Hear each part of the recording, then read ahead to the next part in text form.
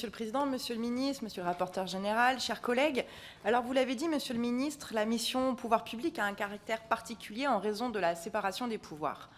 En effet, cette mission inclut des dotations d'institutions liées à l'exécutif, la présidence de la République, et du judiciaire avec le Conseil constitutionnel et la Cour de justice de la République, en plus des dotations des assemblées parlementaires.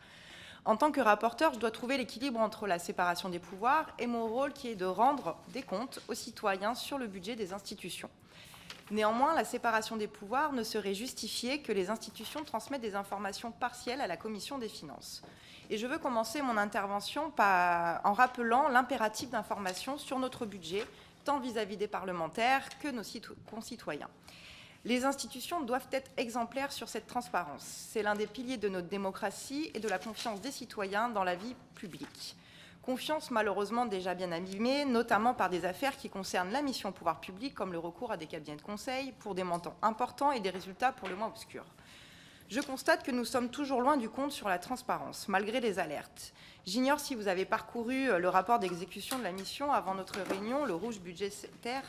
Sachez en tout cas que la teneur des informations qu'on y trouve est plutôt décevante dans l'ensemble. Je regrette notamment que le Conseil constitutionnel et la Cour de justice de la République n'aient reporté que très peu d'éléments. De même pour l'Assemblée nationale et le Sénat, même si je suppose que cela a à voir avec la remise tardive du rapport des questeurs de l'Assemblée et du Sénat sur l'exécution des comptes 2022 au regard de la date de publication du rapport d'exécution édité par le gouvernement. Je me permets donc cette alerte générale sur la qualité des informations qui me sont transmises. J'en viens maintenant à la question de l'exécution des crédits. Alors, concernant l'exécution du budget de l'Assemblée nationale, la dotation annuelle avait été fixée pour 2022 à 552 millions d'euros. Donc, c'est une dotation qui est en progression de 6,7% par rapport à 2021, dans un contexte qui est celui du renouvellement de l'Assemblée nationale. Le budget adopté par le bureau de l'Assemblée pour 2022 prévoyait un total de dépenses de 608 millions d'euros, soit un montant supérieur de 8,2% à celui du budget initial pour 2021.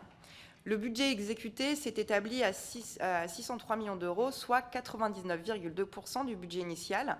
Donc le déficit budgétaire a été moins important que prévu, principalement grâce à des recettes propres plus importantes, correspondant à la restitution des soldes d'avance des frais de mandat de la précédente législature.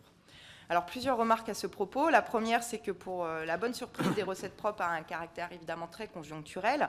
Une telle configuration ne pourra pas se reproduire, sauf au cours d'une année électorale, et on ne doit pas compter dessus pour les prochaines années. La seconde, c'est que le niveau des réserves continue à s'éroder. Elles atteignent 777 millions d'euros au 31 décembre 2021, 252 millions d'euros au 30 juin 2022 et 203 millions d'euros fin 2022.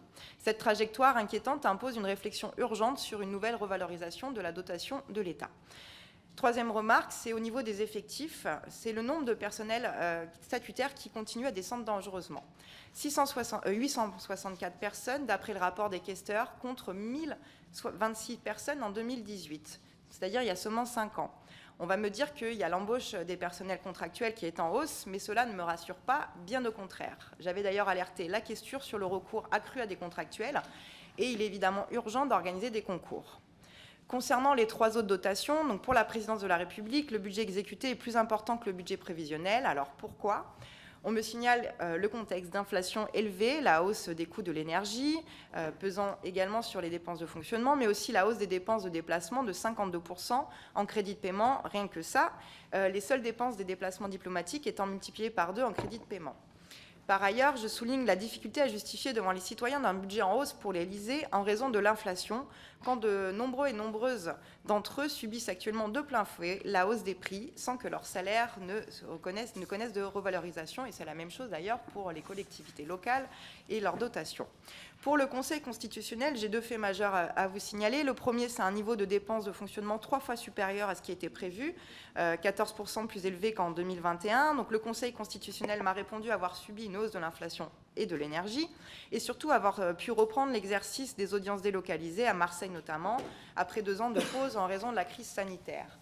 Le second élément, c'est que les dépenses destinées à financer les activités du Conseil constitutionnel concernant les élections présidentielles et législatives n'ont pas toutes été réglées. Donc le Conseil constitutionnel me répond à cet égard avoir en attente 17 000 € d'indemnisation des magistrats délégués par le Conseil constitutionnel pour le contrôle de l'élection présidentielle, en raison d'un retard à soumettre les pièces justificatives. Je termine mon propos avec la Cour de justice de la République. Dotation allouée à la Cour de 2022 s'élevait à 984 000 €, soit une dotation en progression de 1,9% par rapport à 2021. Les dépenses se sont élevées à 911 703 €, soit un taux de consommation de 91%. La formation de jugement s'est réunie une seule fois en octobre 2022 pour l'affaire Kader Arif.